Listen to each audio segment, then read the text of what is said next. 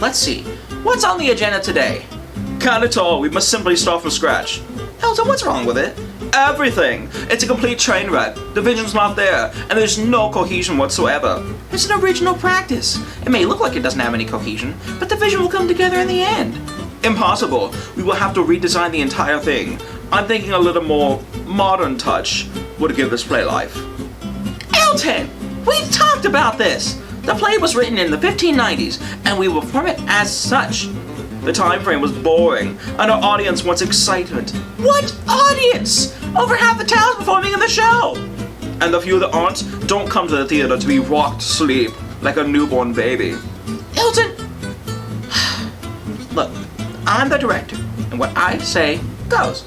The mayor recommended me to assist you as your stage manager, and I don't think he would have done so unless he wanted my inputs included as well.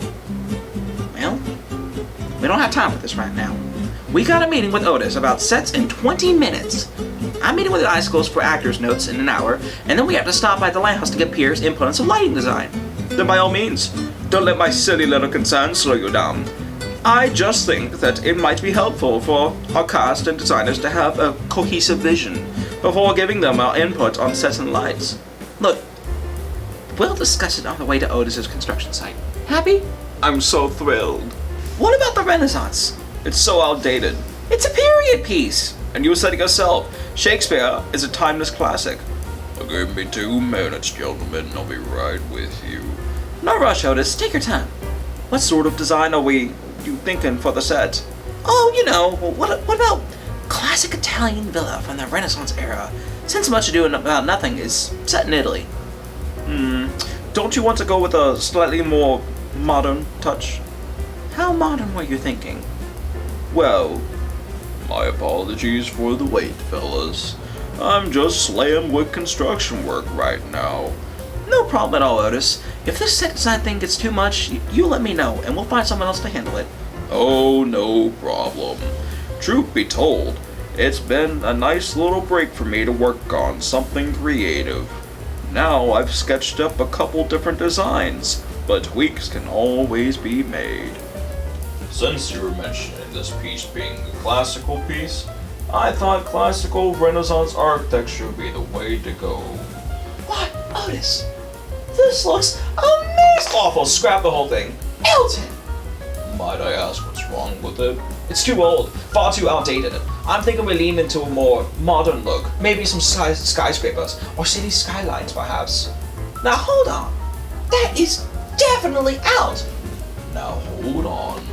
If you're wanting a little more modern flair to the classical era here, I could take these columns and build them out of, I don't know, metallic material, giving it a slight more modern edge, while keeping it in the classical design. No, definitely not. If anything, it would look better if we mixed... No, we have to nix any sort of metal entirely in favor of wood and more natural metal. See, you wouldn't find metal in that time. So it would take people out of the era and peace. Well, in that case, I could make the set entirely out of natural materials and give a good wood stain to make it look more finished. No. We've got to commit one way or the other. If we can't, we'll all be wishy-washy on this modern vintage nonsense. And I really believe the modern age is the direction we should go. Original practice was how this play was intended to be performed. As a director, we will be performing it as such. Well, gentlemen, you certainly have given me a lot to think about on this design. Why don't I rework some elements, draw some sketches, and bring my new designs to you on Monday to get your feedback before I start working on the actual set. That would be great. My apologies for our indecisiveness and vision. Once again, if this set design thing gets too much, please just let us know and we'll find someone else. Will do, Melvin, and you two have a marvelous day. You too, Ottis. Come on, Elton. We will discuss your ideas further on the way to the Icicles. What do you mean by ideas? My ideas will make or break the show, and I don't think I like your tone. Alright, let's try this one more time. When you were married, madam. I know this one. Why, every day tomorrow. Very good. You're picking up these cue lines very well, Lou. What does she mean every day tomorrow? She's getting married the next day, so wouldn't she just say tomorrow? Well, the question wasn't when are you getting married, it's when are you married. She's making a joke, sweetheart. Oh, so like she'll be married every day after tomorrow. Now you're getting it, honey. I just don't see why we have to focus on such an old English. Because that's how Shakespeare wrote it. If we change the words, we're not honoring the play. Hey, Melvin, Elton, how are you guys doing? Oh, we're doing just fine, Chase. Well, just fine. You said you need some help with the script? Yeah, Lucy and I have been working real hard to memorize these lines. Well, what seems to be the trouble then? The words are funny sometimes and they don't make sense. Which is precisely why we need to update and modernize the speech. Well, that would destroy the whole integrity of the play. The words are funny, you see. Well, show me exactly where you're having trouble, and maybe we can talk it out. Now let's see. Claudio says, "Give me your hand before this holy friar. I'm your husband if you like of me." That's pretty self-explanatory. You're getting hitched with Claudio. Then, Hero, your character, says, "And when I lived, I was your other's wife." Takes off her mask and says, "And when your loved you were my other husband." So in that, she's saying that she once was that person that he was going to get married to, but didn't. But now he gets married. I understand what she's saying. It's just, no matter how I say it, the rhythm doesn't sound right. Well, that's where iambic pentameter comes in. Iambic what now? Yeah. Iambic pentameter. It's a type of writing used for poetry in old plays, written in verse. It's outdated. Oh yeah, no, I remember learning about this when I was writing in school long ago. Well, how does it work? Well, things written in iambic pentameter can be broken up into lines of 4 or 5 ems, or feet. Like the things you walk on? No. More like the things used to measure the height. These feet in verse poetry, and made up of stressed, unstressed syllable. Or what I call a long sound and a short sound. But how do you know which syllable is long and which one is short? Oh, that's the easy part. You see, in iambic pentameter, the first syllable is always unstressed, or short, and it will always be followed by a long, or stressed symbol. If the order is reversed, you're speaking in a different meter, called trochaic, I think. Yeah, trochaic, which Shakespeare reverses for characters that are just slightly off, or bad guys. Okay, so I'm reading these lines. I should be speaking in a pattern of short, long, right? Yeah. When speaking, it's out loud. It's going to sound a little bit like da da da da da da da da da da da. Now that you know the syllables are stressed, you can start saying it with the emotion behind the words, and things will start clicking into place a little more. Thanks, Mr. Mr. Melvin? You know, I completely forgot about iambic pentameter. Now that you reminded me, I'll go through and help her in troubled spots that, maybe may not have made sense before. Oh, no problem. We'll go ahead and get out your hair, Chase. We got another meeting to go to anyways. I wouldn't waste so much time on the rhythm. The words will probably be changed soon anyways. Elton, I've told you 3 times now. We can't. Come, Melvin. We'll discuss this on the way to the lighthouse. In the Renaissance era, they used natural lighting from the sun, and in night performances, they used candles.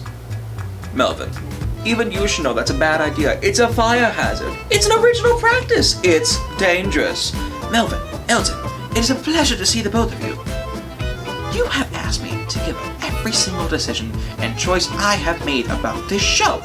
Your design choices will bore the audience, and now they're putting our cast in danger.